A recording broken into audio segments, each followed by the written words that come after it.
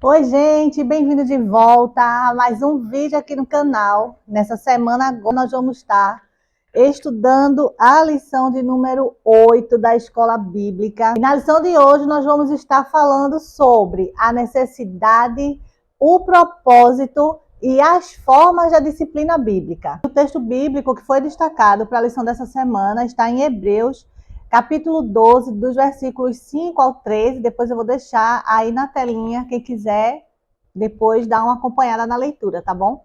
Gente, vamos já começar aqui lendo o nosso texto áureo. Está em Hebreus 12, o versículo 5. E já vos esquecestes da exortação que argumenta convosco como filhos. Filho meu, não desprezes a correção do Senhor e não desmaies quando por ele fores repreendido. O plano de Deus para levar muitos filhos à glória significava que o autor da salvação deles deveria ser aperfeiçoado por meio de sofrimento, embora fosse o filho e não merecesse sofrimento algum. Então, não é surpreendente que os filhos adotados que o seguem sejam preparados para a sua herança por meio de disciplina dolorosa. E a palavra-chave que está destacada para a lição de hoje é a palavra disciplina. Então vamos ver aqui a definição dessa palavra. De acordo com o dicionário, disciplina é o aprendizado que molda o caráter e enfatiza o comportamento correto. Vem de uma palavra latina que significa instrução ou treinamento. No resumo, disciplinar uma pessoa ou um grupo significa colocá-los em ordem, de modo que funcionem do modo como foram criados para funcionar. Sabemos que a disciplina não é uma coisa muito boa, né? No momento, quando a pessoa está sendo disciplinada, a pessoa acha ruim, fica com raiva, mas sabe que mais tarde, depois de um tempinho, vai ver que realmente aquela correção ali que recebeu, aquela disciplina, valeu a pena, né? E a verdade prática da lição está dizendo assim: a disciplina cristã é uma doutrina bíblica necessária, pois permite ao crente refletir o caráter de Cristo. Então a gente vê aí a importância dessa disciplina bíblica, né? Já que ela vai nos fazer refletir o caráter de Cristo. Que nós possamos realmente, né, querer ser moldados através de disciplinas quando necessária e que realmente cada vez mais a gente possa ficar mais parecido com Jesus. Gente, embora a disciplina seja muito necessária, como prática na igreja cristã, vem sendo negligenciada por muitos. Então, uma igreja que não corrige seus membros, né, ela perde a sua identidade, não passando apenas de um grupo social. Então, para esse vídeo não ficar muito longo, vamos começar logo aqui com o tópico 1, onde a gente vai estar falando sobre a necessidade da disciplina bíblica. Para entendermos um pouco sobre essa necessidade, vamos falar aqui sobre o fato de que Deus é santo. Gente, de vez em quando eu vou estar realmente tendo que desviar o olhar aí de vocês, né? Não que eu não queira estar olhando para vocês, mas é que as minhas anotações estão aqui, né? Estão logo aqui na mesa, aqui abaixo. E aí, realmente, eu vou precisar, de vez em quando, de estar dando uma olhadinha, né? Dito isso, vamos lá. Santidade é um dos atributos de Deus e é uma qualidade que deve ser desenvolvida no seu povo. Você sabia que a palavra santidade e o adjetivo santo ocorrem mais de 900 vezes na Bíblia? E a gente vê com isso que é algo que realmente nós precisamos dar uma atenção especial. No Antigo Testamento, a palavra base para a santidade significa cortar ou separar. Fundamentalmente, santidade é um corte ou uma separação daquilo que é impuro e uma consagração para o que é puro. Ainda no Antigo Testamento, a santidade, conforme aplicada a Deus, significa sua transcendência sobre a criação e também a perfeição moral de seu caráter. Deus é santo no sentido de que é totalmente distinto de sua criação e por isso exerce majestade e poder soberanos sobre ela. E a gente vê lá no Antigo Testamento, né, que Deus ele exigia a santidade do seu povo. E através de Moisés, Deus disse à congregação de Israel: sejam santos, porque eu, o Senhor, o Deus de vocês, sou santo. E aí, quando a gente vem para o Novo Testamento, né, ele está lá explicitamente mostrando que a igreja é santa. No Novo Testamento, a santidade também caracteriza a igreja de Cristo. O apóstolo Paulo ensina que Jesus ele amou a igreja e morreu por ela para que ela fosse santificada, tendo-a purificado pelo lavar da água mediante a palavra. Pedro, quando se dirigiu à igreja, ele pegou a linguagem emprestada ali do Antigo Testamento, separada das nações incrédulas e consagrada ao Senhor, a igreja é uma nação santa.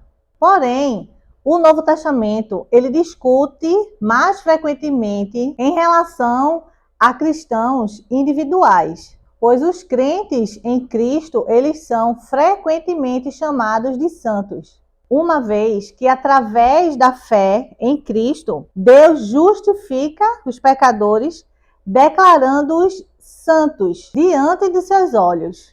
No entanto, o Novo Testamento, ele coloca grande ênfase sobre a realidade da santidade prática na experiência cristã diária. Será que no nosso viver diário, né, nós estamos reagindo aos estímulos e conflitos externos de acordo com o que Deus realmente espera que a gente faça?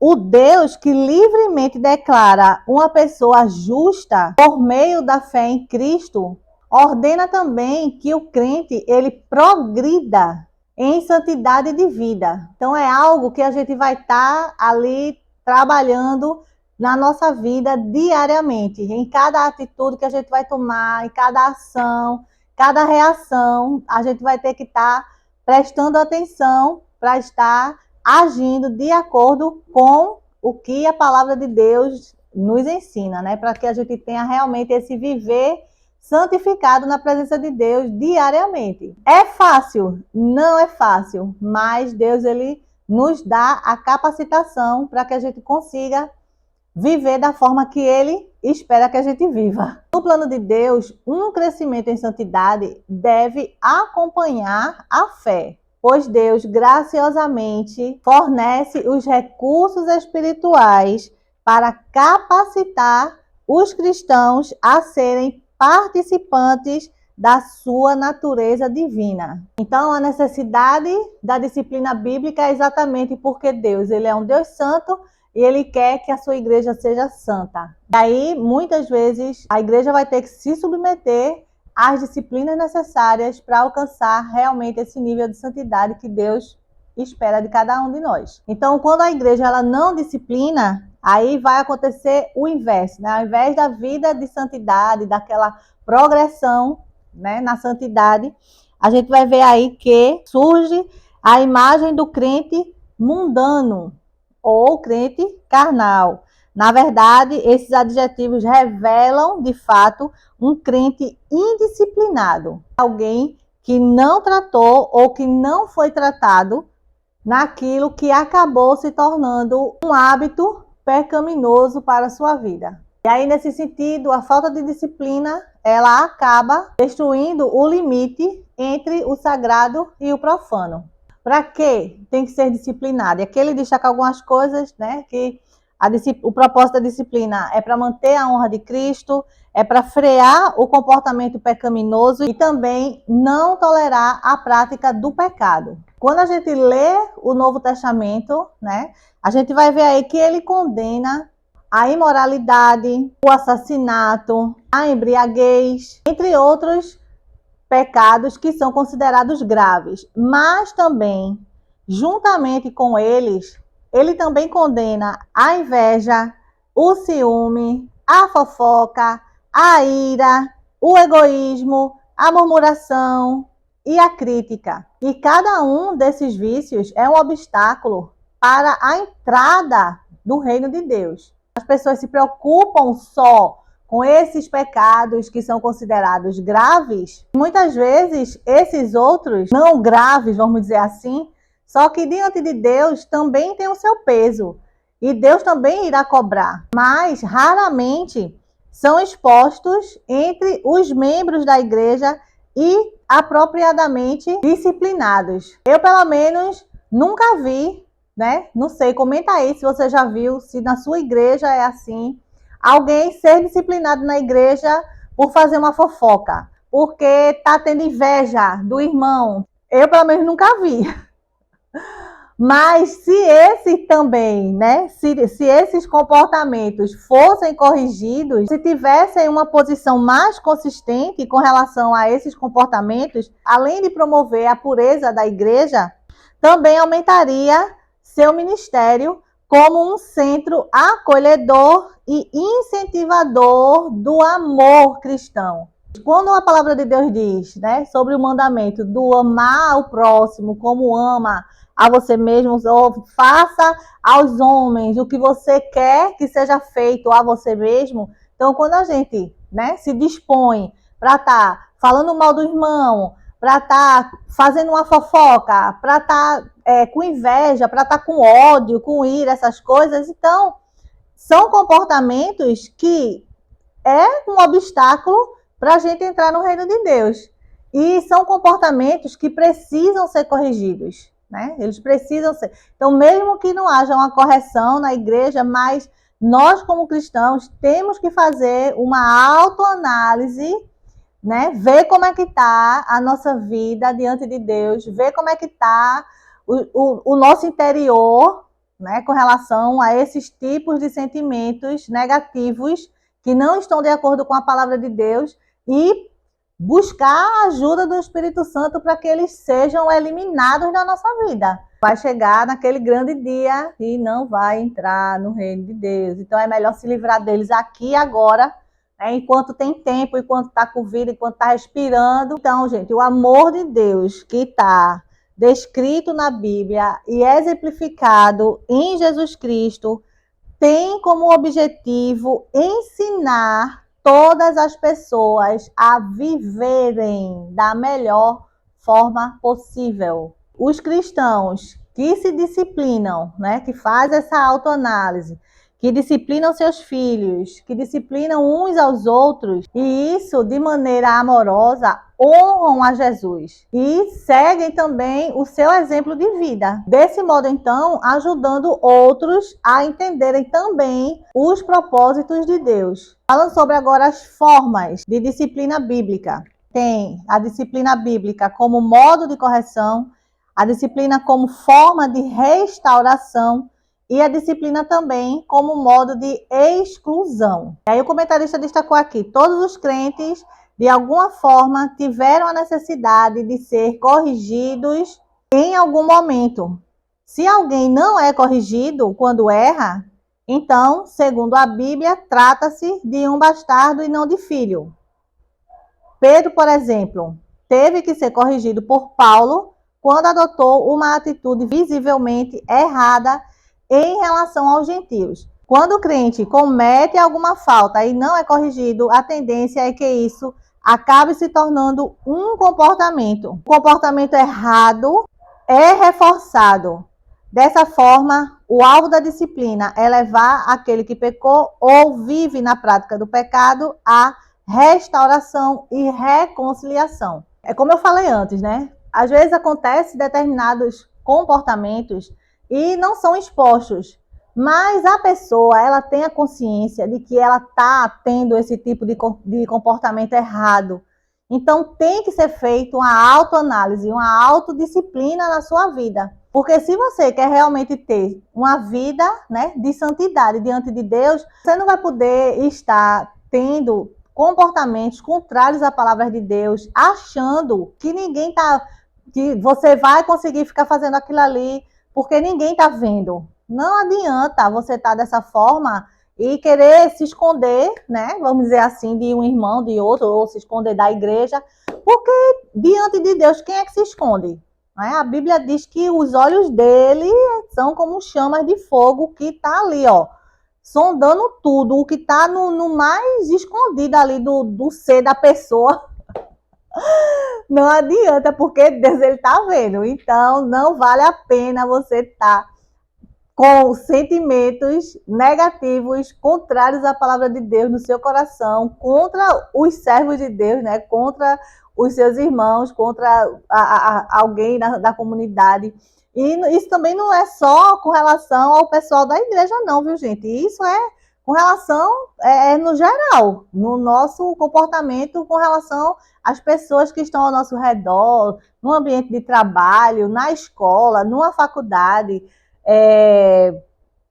no ambiente familiar. Então, nossa, é coisa que a gente tem que refletir mesmo e colocar o nosso coração, né? Expor, abrir o nosso coração para Deus, porque se tiver guardando algum tipo de sentimento desse, olhe, vá logo se agarrar com Deus e com o Espírito Santo e pedir para esse negócio ser tirado do seu coração, que Deus crie uma situação, mas que isso se resolva, porque se continuar, já sabe que é algo que vai impedir você de entrar no reino de Deus. Então a gente está aqui, né, minha gente, tendo a nossa vidinha, tendo a nossa caminhada cristã para chegar no céu. Então, por favor, vamos logo tirar todos os obstáculos aqui, enquanto a gente está aqui na Terra, para poder a gente ter livre acesso, entrar lá na cidade pelas portas, né?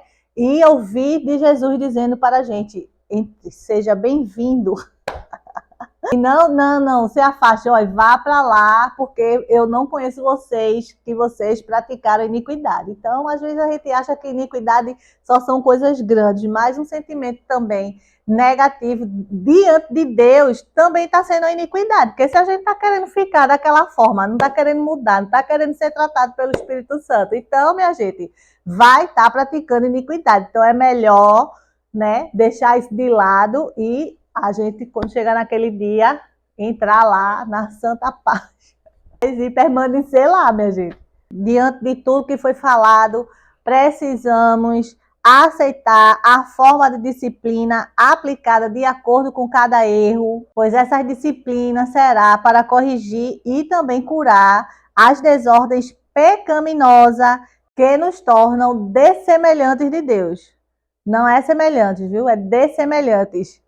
E também essa disciplina vai servir para melhorar e aumentar as virtudes que são a imagem de Deus em nós, para que sejamos e hajamos mais de acordo com o nosso Pai Celestial. Deus tem uma expectativa, né, sobre cada filho, de que cada filho seja semelhante a Ele.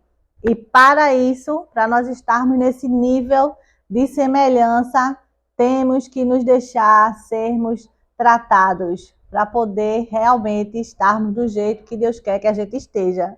Então, minha gente, recapitulando rápido, vimos aí que a necessidade da disciplina vem quando a gente entende que Deus é um Deus santo e que Ele exige santidade do seu povo. A disciplina também cumpre os propósitos de Deus, né? Quando ela encaminha ali, conduz o cristão a se conformar com o caráter de Cristo. E também a gente vê que uma igreja indisciplinada, né, perde a essência de Cristo na sua vida. Então, nós possamos colocar isso em prática. Espero que esse vídeo tenha te ajudado de alguma forma. Se você gostou, deixa teu joinha, se inscreve no canal para estar acompanhando as novidades aqui toda semana. Compartilha com os amigos, com a família. Obrigada por assistir e até o próximo vídeo. Fica na paz.